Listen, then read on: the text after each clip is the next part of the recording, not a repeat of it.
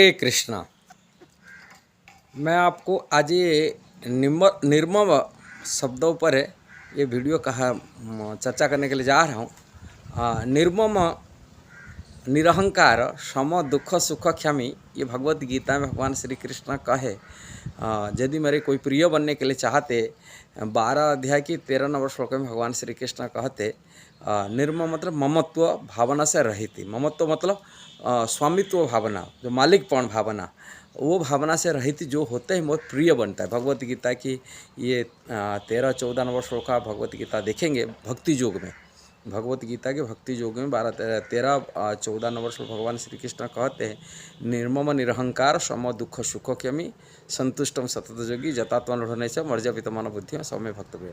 इसके पहले number line में आता है, अद्वेष्टा सर्वभूतान मैत्र करुण एवच निर्मम निरहंकार सम दुख सुख क्षमी संतुष्टम सतत जोगी जतात्म दृढ़ निश्चय मर्यापित मन बुद्धि सौम्य भक्त प्रिय। वही भक्त मेरा प्रिय है। और प्रिय कौन है? जो मैं आप तो इतना सारी चर्चा नहीं कर रहा हूँ। प्रिय वही व्यक्ति होता है जो निर्मम मतलब ममत्व भावना, जो स्वामी की मालिक की भावना, स्वामित्व भावना से जो रहित हो जाता है। और वो साधुओं के अंदर में भी ये देखा जाता है ममत्व भावना। वो साधु बन के आए हैं, विरक्त होते, किंतु आने के बाद भी ये ममत्व भावना बन जाता है। छोटे छोटे बातों पर, छोटे छोटे कार्यों पर हो जाता है। इसकी एक उदाहरण, ज्वलंत उदाहरण आपको बताता हूँ। हम भारत के प्रसिद्ध राजा थे विक्रमादित्य। उन्हीं के बड़े भाई थे भर्तृहरि जी, जिन्होंने 100 शतक लिखे, वैराग्य शतक लिखे। उनके भर्तृहरि जी जब विरक्त हो कि वृंदावन आते हैं, यहाँ वृंदावन आकर विरक्त हो कि रहते हैं। एक समय उनकी विरक्त हो तो ऐसे घूमते हैं, साधु बन गए थे। और उन्हीं की एक भांजा थे, उनके बहन के बेटे थे, जो उनके नाम गोपीचंद थे। और गोपीचंद भी उनके मामा की विरक्त राजा के राज पदवी त्याग करके विरक्त हुए। उनकी बात सुन के उनके अंदर भी विरक्ति वैराग्य भावना आया है। उन्होंने भी साधु बन के आए। तभी टाइम से कोई इतना मीडिया का ये खास नहीं था। और विरक्त हो कि साधु जो वेश हो जाते हैं, और उसमें कोई पहचान, मामा कौन, भंजा कौन, कौन पहचान किसको, वो सब है। एक समय भर्तृहरि जी एक जगह पर अपने जो पेड़ के नीचे रहते थे, पेड़ के नीचे सोते थे। और पेड़ के ऊपर अपना जो झूला रखते हैं, माने अपनी जो सामान रखने वाला कपड़ा हो कि कमंडल हो, जो भी कुछ सामान साधु रखी घूमते हैं।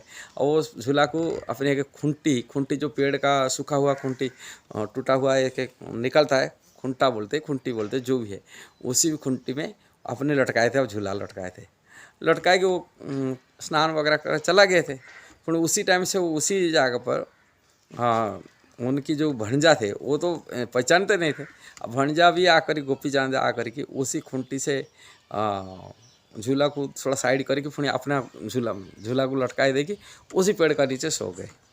जब आए देखे फिर आपस में बोले, ये खूंटी मेरा खूंटी में जो रखा था, ये सामने कौन निकाल के ये किए। फिर उसी में लड़ाई हो गया दोनों को दोनों। अरे खूंटी ऐसे के निकाल दिए। एक बुढ़िया आकर उनको बोलते हैं, देखो ऐसे हमारे देश में राजा हुए थे जिन्हीं के नाम पूरी संपत्ति उन्होंने त्याग की है। भर्तृहरि जी थे, उज्जैन के राजा थे, उन्होंने त्याग किया। और उनकी भंजा भी त्याग करके आ गए। वो राज्य एक त्याग करिए, आप लोग साधु बन करके एक खूंटी के पीछे आपस में झगड़ा करते, लड़ाई करते। आपस में तो शर्मिंदा हो गए, बोले हमें वही राजा थे, वो तो परिचय नहीं, तो वो समझ गए ये कैसा कैसा स्थिति हुआ, हम लोग को छोड़ के आ गए। हम छोड़ के आकर यहाँ ये है। ये साधु के मंदिर हम देखा जाता है, हम वृंदावन में हैं, देखते हैं कितना साधु के अंदर में, सभी के अंदर में ऐसे पैदा हो जाते हैं। यहाँ सब त्याग करके आते हुए भी यहाँ खूंटी के पीछे जैसे लड़ाई करने वजह से ही यहाँ साधु के अंदर में ये मत्सर माने भावना, स्वामित्व भावना, ममत्व भावना पैदा हो जाता है।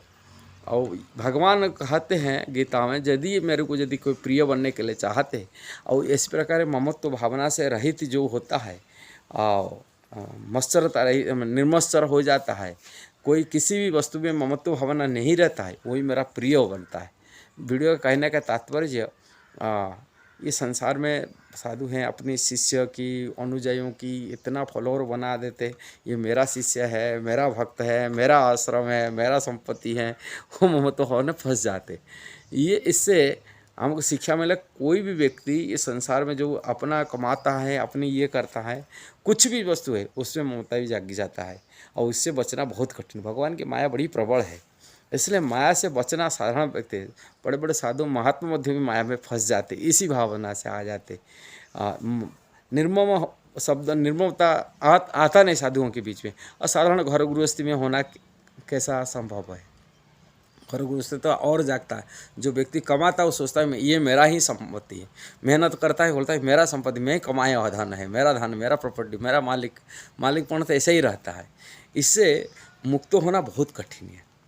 जब तक भगवान की असीम कृपा नहीं हुआ, जब तक वैराग्य व्यक्तियों के साथ संगति नहीं की है, शुद्ध भक्तों का संगति नहीं किए, तो विरक्ति भावना नहीं आ पाता है। शुद्ध भक्त जो भगवान के निमत्सर हो जाते, मत्सरता रहित हो जाते, मालिकपन से रहित हो जाते, अहंकार रहित हो जाते, ऐसा शुद्ध भक्तों की संगति जब तक नहीं मिला तब तक व्यक्ति के अंदर विरक्ति नहीं आ पाता है, मत्सरता रहित हो नहीं पाता है।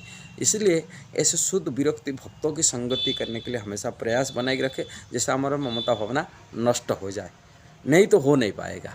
और भक्तों की संगति चाहिए, भगवान की अनुकंपा भी चाहिए, दोनों आवश्यकता है।